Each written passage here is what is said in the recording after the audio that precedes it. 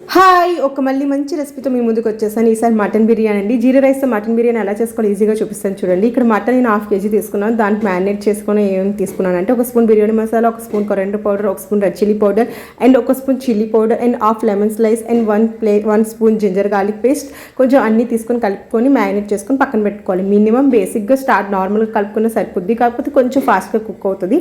And ఇక్కడ నేను కుక్కర్లో ముందుగా తీసుకొని కొంచెం 1/2 గ్లాస్ వాటర్ తీసుకొని యాడ్ చేసుకొని మూత అనేది పెట్టేసాను. ఒక 5-6 విజిల్స్ వస్తే చాలండి. మటన్ చాలా బాగా కుక్ అయిపోతుంది. సో ఈజీగా అయిపోయిన వాళ్ళకి అనమాట. ఇక్కడ నేను సీక్రెట్ పేస్ట్ బిర్యానీకి ఏం ప్రిపేర్ చేస్తాను. ఇక్కడ నేను ఒక 1/2 bunch కొరియాండర్, ఒక 1/2 bunch పుదీనా తీసుకొని ఒక 4 చిల్లీస్ తీసుకొని పేస్ట్ లాగా చేసి పక్కన పెట్టుకున్నాను.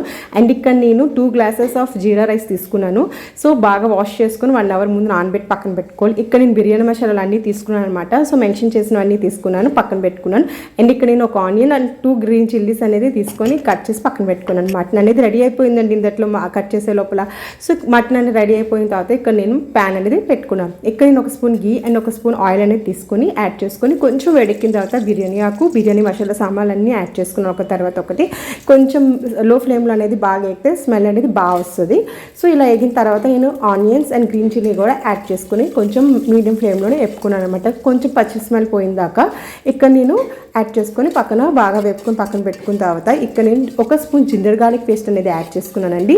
అండ్ దాని తర్వాత గ్రీన్ చిల్లీ పేస్ట్, మనం గ్రీన్ పేస్ట్ చేసుకుని పక్కన పెట్టుకున్నాక సీక్రెట్ బిర్యానీ అది కూడా నేను ఇక్కడ యాడ్ చేసుకున్నాను. ఇక్కడ ఒక స్పూన్ సాల్ట్ కూడా ఇక్కడ మనం యాడ్ చేసుకుని బాగా వేపుకోవాలి పచ్చి స్మెల్ పోయిన దాకా. ఇలా వేపుకున్న తర్వాత నేను ఇక్కడ కర్డ్ కూడా యాడ్ చేసాను, స్కిప్ అయిపోయింది. ఒక 3/4 కప్ కర్డ్ అనేది యాడ్ చేసుకోవాలి కంపల్సరీగా.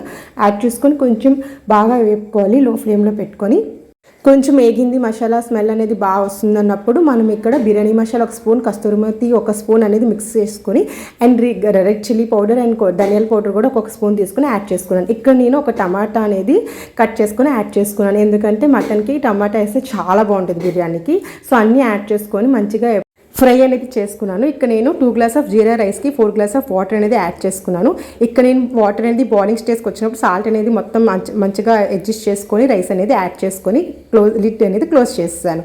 ఇప్పుడైతే ఈ లిడ్ క్లోజ్ చేసిన తర్వాత ఇక్కడ ఆవిరిపోకుండా నేను ఇక్కడ పైన అనేది ఇలా పెట్టుకొని క్లోజ్ చేసుకున్నాను. అండ్ ఒక 15-20 minutes లో ఫ్లేమ్లో కుక్ అయితే చాలండి, మన మటన్ బిర్యానీ రెడీ అయిపోతుంది. సో ఈజీగా ఈ టేస్టీ మటన్ బిర్యానీ మీరు కూడా ఒకసారి ట్రై చేయండి.